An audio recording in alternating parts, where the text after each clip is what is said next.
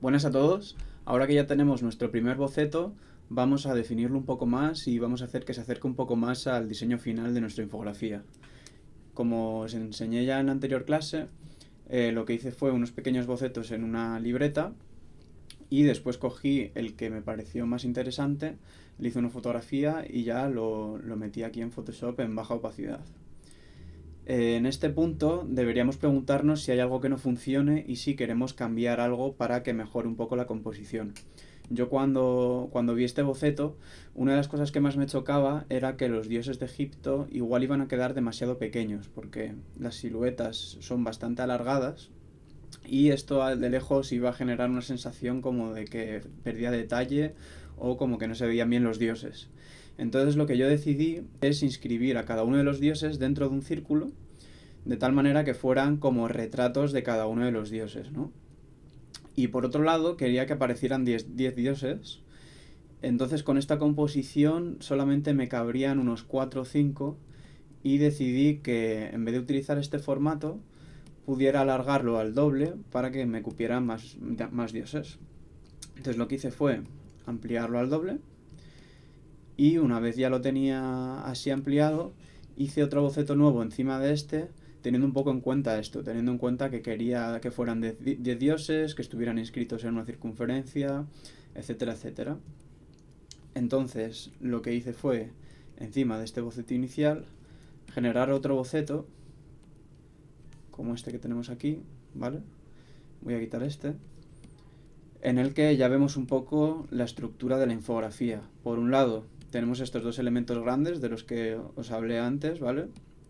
Que son simplemente unos elementos pues para darle un poco más de dinamismo, para que nuestra imagen no solamente tenga elementos pequeños, sino que juguemos un poco con los elementos grandes y los pequeños.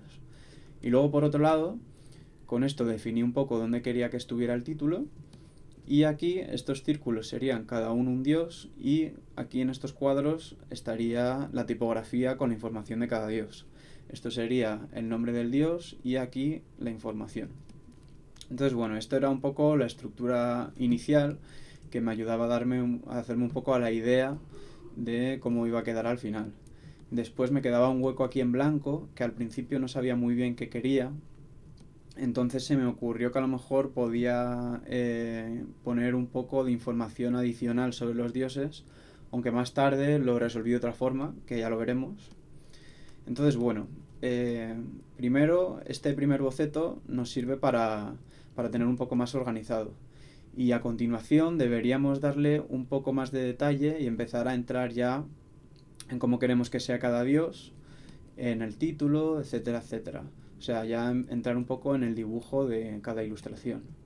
Entonces, bueno, ahora es cuando deberíamos utilizar las imágenes de referencia de las que os hablé en la anterior clase.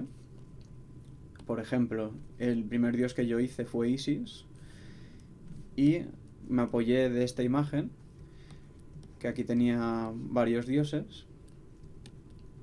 Entonces, bueno, pues lo que hacía era con cada dios buscar imágenes de referencia de ese dios, tanto a nivel antiguo, ¿no? Ilustraciones antiguas de Egipto, como a gente que hubiera hecho ya ilustraciones y viera un poco cómo había sintetizado esas formas.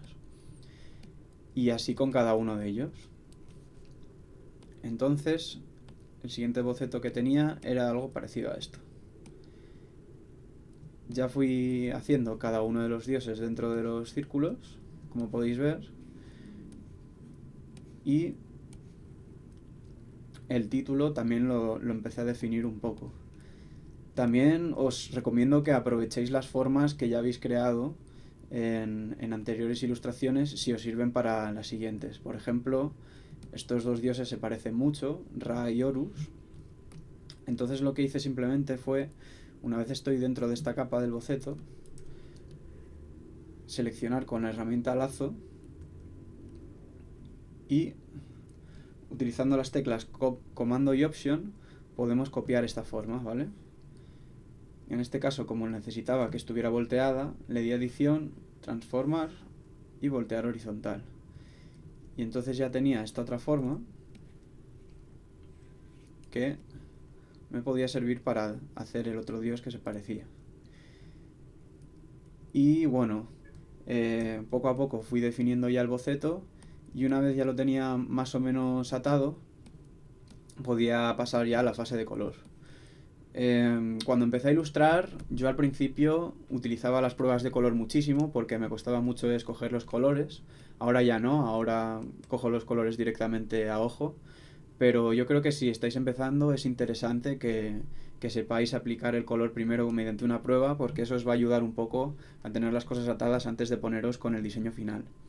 Así que en la siguiente clase os voy a enseñar cómo hacer una prueba de color y vais a poder realizar ya vuestra prueba. Nos vemos allí.